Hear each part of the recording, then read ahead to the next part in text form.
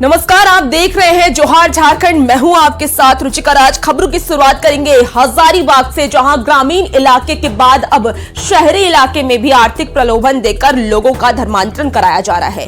कोरा थाना क्षेत्र में महेंद्र कॉलोनी की नवडीहा गांव में धर्मांतरण की कोशिश का खुलासा हुआ है, जहां रांची और हजारीबाग से आए 4 से 5 की संख्या में एजेंट एक घर में 50 से अधिक लोगों को धर्मांतरण का पाठ पढ़ा रहे थे। स्थानीय लोगों को जब इसकी भनक लगी तो ग्रामीण विरोध में उतर आए। इस दौरान एजेंट के पास से बाइबल, ईसाई धर्म से जुड़ी किताबें और कागजात बंद लिफाफे में कैश के साथ कई वैध यंत्र भी मिले हैं। पूछताछ के दौरान उन्होंने धर्मांतरण कराने की बात को कबूल लिया है और घटना की जानकारी मिलने पर कोरा थाना पुलिस मौके पर पहुंची और एजेंट को हिरासत में लेने के साथ ही सभी सामान भी जब्त कर लिए हैं। धर्मांतरण के खुलासे से लोगों में नाराजगी भी देखी जा रही है। हम हजारीबाग से हैं और यहाँ पे हम प्रार्थना करने के लिए आए थे। क्या कुछ प्रार्थना चल रहा था? यीशु मसीह के बारे में प्रार्थना चल रहा था। यीशु मसीह का सत्संग, यीशु सत्संग। क्या कुछ बताया जाता है उसमें प्रभु का वचन को बताया जाता है। यीशु मसीह के वचन के बारे में कलम उसको बताया, बाइबल के बारे में बताया जाता है। कितनी महिलाएं थी शामिल इसमें? लगभग अभी 25-30 होगा। मुझे बुलाया गया था कुछ महिलाओं के द्वारा, जिसमें उर्मिला देवी मौखिक रूप से थी। वो बोली थी कि तुम्हारे जो बीमारी है तुम्हारे साथ, जिस चीज़ से तुम पीड़ित हो वो तुमको सब ठीक कर दिया जाएगा। चलो एक जगह बताती हूँ, वहाँ पे तुमको जाना है। जब वहाँ पे हम गए और बात किए तो कुछ देर तक मुझे झाड़ फूँक का झांसा दिया गया, बैठाया गया और उसके बाद अचानक बोला गया कि देखो हम लोग ईसाई धर्म से तुमको धर्म परिवर्तन के लिए बुलाए हैं। इसमें तुमको 15,000 रुपये मंथली देंगे और प्रति 2 व्यक्ति को हर महीना तुमको कन्वर्ट करना है इसमें ईसाई धर्म में, उसका 10,000 रुपये अलग से दिया जाएगा। और इसका जब विरोध करने पे हम उतरे तो इन लोग ज़बरदस्ती पकड़ के मुझे मारने का धमकी दिया है। ये ईसाई धर्म के लोग हैं, इनके पास बाइबल और ईसाई मिशनरी का बहुत सारा सामान इन लोगों के पास जो उपलब्ध था वो जब्त हुआ है। साथ ही साथ बहुत सारे रुपये भी जब्त पुलिस के द्वारा किया गया है, जो लिफाफे में और कुछ बॉक्स में भी पैसे रखे हुए थे। देखिए, हजारीबाग में धर्मांतरण का जो खेल था वो पहले हजारीबाग के ग्रामीण इलाकों में चल रहा था, लेकिन जो धर्म परिवर्तन कराने वाले जो एजेंट हैं वो अब जो है शहर के किनारे एरिया में भी अब आने लगे हैं। आपको हम कुछ तस्वीर दिखाना चाहेंगे कि साफ तौर पर देख रहे होंगे। ये जो तस्वीर है हजारीबाग के नवडीहा की तस्वीर है, जहां पर कई दिनों से धर्मांतरण का खेल चल रहा था, जिसको लेकर आज स्थानीय लोगों को जो है इसकी जानकारी मिली और उसके बाद जो है लोगों ने जो धर्म परिवर्तन करवाने वाले लोग थे उन्हें पकड़कर पुलिस के हवाले कर दिया है। हालांकि आपको हम बताते चले कि जिस घर में धर्मांतरण का खेल चल रहा था इसमें 50 से भी अधिक संख्या में महिलाएं एवं पुरुष शामिल थे। लोगों को जो है प्रार्थना करवाई जा रही थी। इतना ही नहीं बल्कि उन लोगों के पास से बाइबल भी पकड़े जो है वो जब्त किए गए हैं। साथ ही साथ गिफ्ट के तौर पर दिए जाने वाले रकम को भी पाया गया है। आपको बता दें कि इस जो धर्म परिवर्तन वाला जो मामला है इसको लेकर जो है दोनों पक्ष के लोगों ने वो कबूल किया है। हालांकि थोड़ी जो है विरोध भी हुई, लेकिन पुलिस आई और जो मौके पर जो लोग थे धर्म परिवर्तन करवा रहे थे, कुछ रांची के लोग बताए जा रहे, कुछ हजारीबाग के लोग बताए जा रहे, उन्हें जो है भी गिरफ्तार कर थाना ले गई है। आगे देखना होगा कि जिस तरीके से धर्मांतरण का लगातार खेल चल रहा है, धर्म परिवर्तन की बात कही जा रही है, इस पर आगे कब तक लगाम लग सकता है। सुशांत सोनी, न्यूज़ 18 हजारीबाग। और धर्मांतरण का ये मुद्दा बेहद ही संगीन है और इसीलिए न्यूज़ 18 पूछता है कि शहरी इलाके में कैसे चल रहा था ये धर्मांतरण में जुटी मशीनरी पर कार्रवाई कब होगी और धर्मांतरण के काले खेल पर कब लगेगी रोक। तो न्यूज़ 18 के माध्यम से ये ऐसे तमाम सवाल हैं जो पूछे जा रहे हैं कि धर्मांतरण पर आखिर कब रोक लगेगी। और झारखंड कांग्रेस के साथ ही जेएमएम में भी सब कुछ ठीक नहीं चल रहा है। दरअसल अंतिम समय में मंत्री की लिस्ट से नाम कटने से विधायक बैद्यनाथ राम नाराज बताए जा रहे हैं और 48 घंटे के भीतर कार्रवाई नहीं होने पर कड़े कदम का अल्टीमेटम भी दिया है। हालांकि बैद्यनाथ राम को सीएम चंपाई सोरेन का संदेश मिला है, जिसमें उनके दिल्ली से लौटने तक कोई भी फैसला नहीं लेने के निर्देश भी दिए गए हैं। बैद्यनाथ राम ने कहा है कि लिस्ट से नाम काटे जाने से एससी समुदाय आहत है और बिना मंत्री बने उनका अपमान खत्म होने वाला नहीं है। साथ ही बैद्यनाथ राम से खास बात की है रांची संवाददाता गौरव झा ने। चंपईदा से बात हुई तो क्या कहा, आखिर क्या निर्णय है? नहीं, उन्होंने कहा मामला सॉर्ट आउट हो जाएगा, ऐसी कोई परेशानी नहीं, क्षणिक है। और उन्होंने ये बताया था मुझे कि चूँकि कांग्रेस में कुछ ज़्यादा चल रहा है अभी, खींचातानी, और तो उन लोगों ने एक चीज़ आग्रह किया है इस बात के लिए कि अभी रोका जाए, लेकिन उनका तो हो गया, अब वो रुकने की स्थिति हुई नहीं। अब जो मैंने उनकी बात की अपने से, और उनका जो बातचीत का शैली था वो यही था कि वो थोड़ा प्रेशर में है,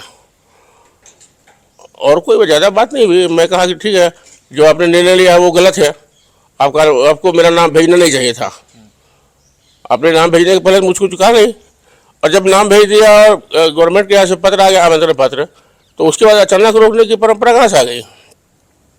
बहुत सारी बातें हुई। उन्होंने कहा कि हम 2-3 दिन में इसको सल्टा लेंगे, अल्टीमेटम जैसी कोई बात थी नहीं। उन्होंने खुद कहा था 2-3 दिन में इसको हम सॉर्ट आउट कर लेंगे। कोई भी व्यक्ति जो स्वाभिमानी होगा वो इस प्रकार के अपमान को सहन नहीं कर सकता है।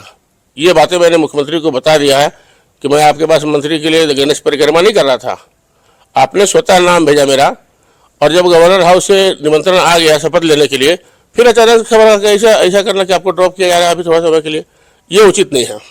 स्वाभाविक है, जब किसी समुदाय विशेष को टारगेट करके अगर मान लीजिए कोई गलती होगी तो समुदाय तो चुप नहीं बैठेगा। मैंने ये बात उनको कहा भी है कि आपकी सरकार के पास कौन सा फेस हो जाएगा, आप एक एससी को कोटा में जगह नहीं दे रहे हैं, तो फिर इसका मतलब आप दलित की बात करते हैं, आदिवासी की बात करते हैं, तो केवल ये कथनी तक रह जाएगा क्या? 12वां मंत्री पद बैद्यनाथ राम को ही चाहिए। 12वां मंत्री बैद्यनाथ राम को नहीं चाहिए। मंत्रिमंडल में कोई 12वां नहीं होता है, मंत्री होता है, चाहे वो 1 नंबर पर शपथ ग्रहण करे या 12 नंबर पर करे। और गवर्नर हाउस से जो आया था पत्र, उसमें मेरा दूसरा स्थान था, तो फिर 12वां होने जैसी कोई बात नहीं है। ये तो मामले को गुमराह करे जैसी स्थिति है। 12वां मंत्री कोई नहीं होता। सिर्फ एससी समझकर काट दिया गया, आपको ऐसा लगता है? ऐसा मैंने कहा है उनको कि आप एससी समझ कर अगर ये काटे हैं तो ये गलत है, गलत मैसेज जाएगा, ना तो आपके हित में होगा, ना हमारे हित में होगा, ना राज्य के हित में होगा। आज का अंतिम अल्टीमेटम क्या होगा? 48 घंटे आज पूरे हो जा रहे हैं। अब मुख्यमंत्री आने दीजिए, मुख्यमंत्री जी को बात होगी, उसके बाद कोई तय करेंगे। बिल्कुल, बैद्यनाथ राम हमारे साथ थे, जिन्होंने बताया कि आज शाम जब मुख्यमंत्री वापस लौटेंगे दिल्ली से, तो उसके बाद बैद्यनाथ राम उनसे मुलाकात करेंगे, और इस मुलाकात के बाद चीजें स्पष्ट होगी कि क्या सरकार की ओर से बैद्यनाथ राम के पक्ष में निर्णय लिए जाते हैं, या फिर बैद्यनाथ राम भी बगावती तेवर अपना लेंगे। गौरव झा, न्यूज़ 18, रांची। और मुख्यमंत्री चंपाई सोरेन ने दिल्ली में कांग्रेस के राष्ट्रीय अध्यक्ष मल्लिकार्जुन खड़गे से मुलाकात की है। मुख्यमंत्री बनने के बाद पहली बार दिल्ली पहुंचे चंपाई सोरेन ने इसे शिष्टाचार मुलाकात करार दिया है, और साथ ही कहा है कि सीट शेयरिंग पर दूसरी सिटिंग में बात होगी। उन्होंने झारखंड कांग्रेस में जारी संकट को कांग्रेस का अंदरूनी मैटर बताते हुए टिप्पणी से इनकार किया है।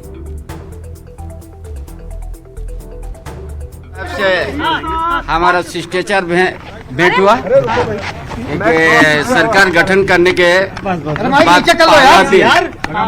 हम दिल्ली भी आए हैं, और हमारा शिष्टाचार भेंट है, और बाकी बात हम लोग का बाद में होगा। सर, सीट शेयरिंग को लेकर कोई बातचीत हुई? उसके लिए हम लोग सेकेंड टाइम में होगा।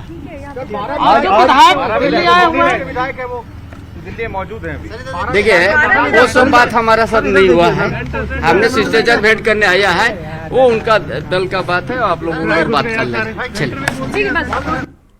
और आने वाले वक्त में विधानसभा के चुनाव भी झारखंड में होने वाले हैं, इसके साथ साथ लोकसभा के चुनाव भी होने वाले हैं, और इसीलिए अब चंपाई सोरेन मल्लिकार्जुन खड़गे से मुलाकात करने के लिए पहुंचे हैं। और कांग्रेस अध्यक्ष खड़गे के साथ सीएम चंपाई सोरेन की मुलाकात के बाद कांग्रेस की मुकुल वासनिक के नेतृत्व वाली नेशनल अलायंस कमेटी के साथ जेएमएम नेताओं की बैठक हुई है। इस बैठक में जेएमएम से सुप्रियो भट्टाचार्य, विनोद पांडे और सुदीप कुमार शामिल हुए हैं। साथ में झारखंड कांग्रेस अध्यक्ष राजेश ठाकुर और प्रभारी गुलाम अहमद मीर भी शामिल हुए हैं। बैठक के बाद राजेश ठाकुर ने कहा है कि जल्द ही सीट शेयरिंग पर सब कुछ फाइनल हो जाएगा।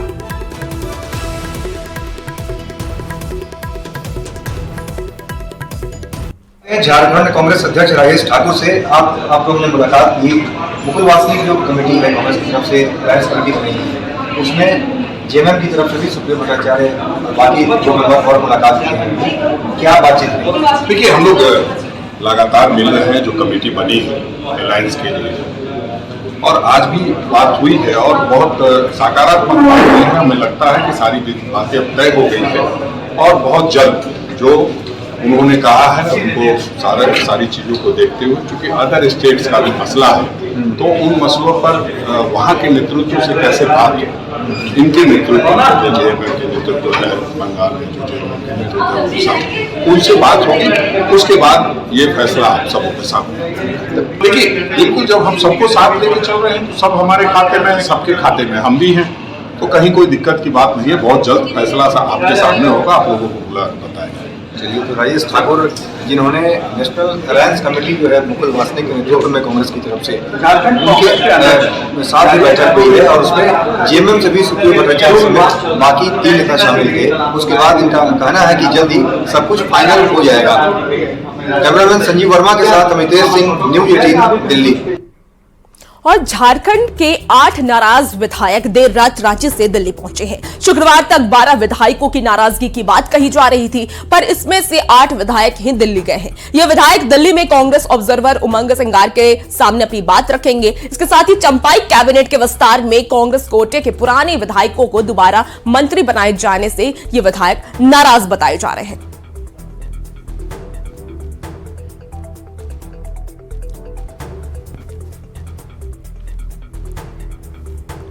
और अब आपको बताते हैं कि आखिर वो कौन से कांग्रेस के विधायक हैं जो दिल्ली पहुंच चुके हैं। इन विधायकों का नाम क्या है? तो कुमार जैर मंगल उर्फ अनूप सिंह है, राजेश कश्यप है, इरफान अंसारी, उमाशंकर अकेला, दीपिका पांडे सिंह और अंबा प्रसाद। इसके साथ ही भूषण बाड़ा और सोना राम सिंह को भी इसमें शामिल है।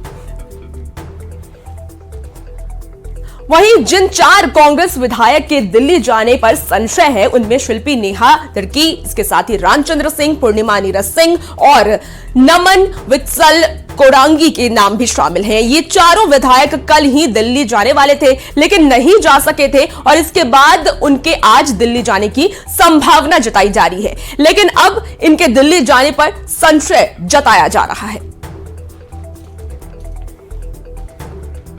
और इस वक्त दिल्ली से इस वक्त की बड़ी खबर सामने आ रही है, जहां दिल्ली में कांग्रेस के नाराज विधायक, आपको बता दें वहां है दिल्ली के महिपालपुर में डाला है डेरा। तो बजट सत्र में भाग लेने से इनकार किए हैं ये विधायक। नाराज विधायक से मिलेंगे कांग्रेस प्रभारी विधायकों ने मौजूदा मंत्रियों का हटाने की मांग की है। दिल्ली से इस वक्त की बड़ी खबर, जहां दिल्ली में कांग्रेस के नाराज विधायक दिल्ली के महिपालपुर में ये डेरा डाल चुके हैं और बजट सत्र में भाग लेने से इन्होंने इनकार कर दिया है। नाराज विधायक से मिलेंगे कांग्रेस प्रभारी और विधायकों ने मौजूदा मंत्रियों के हटाने की मांग भी की है। और झारखंड कांग्रेस प्रभारी गुलाम अहमद मीरा ने दावा किया है कि कांग्रेस में नाराजगी जैसी कोई भी बात नहीं है। उन्होंने कहा है कि सभी विधायकों से जुड़े उनके क्षेत्र के मामले थे और सरकार से कोई नाराजगी नहीं है। उन्होंने विधायकों से शाम तक मुलाकात की बात कहते हुए सभी मुद्दों का समाधान निकालने की उम्मीद भी जताई है।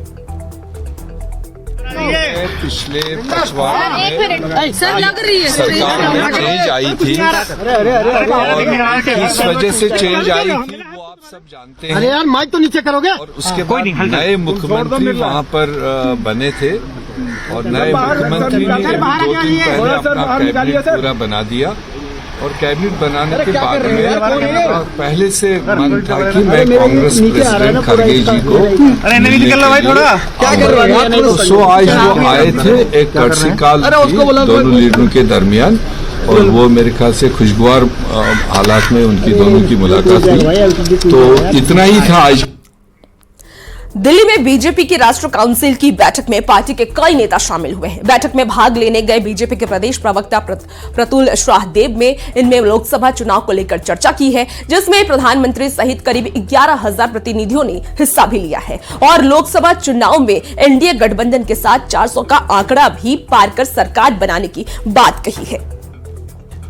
पार्टी के राष्ट्रीय परिषद की बैठक का पहला दिन था और ये बहुत ही महत्वपूर्ण बैठक थी क्योंकि इसके बाद 2024 के लोकसभा चुनाव का आगाज होने वाला है और इस बार हमारे राष्ट्रीय अध्यक्ष जी उपस्थित थे, प्रधानमंत्री जी उपस्थित थे और तमाम पूरे देश से 11,000 के आसपास प्रतिनिधि हिस्सा ले रहे थे। और हमारे राष्ट्रीय अध्यक्ष जी ने अपने भाषण में ही नारा दिया कि इस बार भारतीय जनता पार्टी खुद के बलबूते पे 370 का लक्ष्य पार करेगी। गृह मंत्री अमित शाह के परिवारवाद और इंडिया अलायंस पर किए गए प्रहार पर जेएमएम और कांग्रेस ने पलटवार भी किया है। दोनों का कहना है कि दूसरे पर हमला करने से पहले अपनी पार्टी को देखना चाहिए। इस तरह की बातें शोभा नहीं देती। परिवारवाद, भ्रष्टाचार, वंशवाद, इसके बारे में कह रहे हैं? अशोक चौहान जी के बारे में कह रहे हैं क्या? और जो सारे कांग्रेस के नेता गए हैं उन लोगों के बारे में कह रहे हैं? उनको रातों रात आपने राज्यसभा देने का काम किया बतौर घूस, और इस तरह की बातें अब आपके मुंह से शोभा नहीं देती है। अब देखिए, अमित शाह जी का याददाश्त सबको लगता है थोड़ा कमजोर है। हरियाणा में उनके साथ कौन, उनको बताना चाहिए। उनके साथ में अभी बिहार में कौन, वो भी उनके बताना चाहिए। तो उनके साथ। और खबरों का सिलसिला जारी है, बने रहिए न्यूज़ 18 बिहार झारखंड के साथ।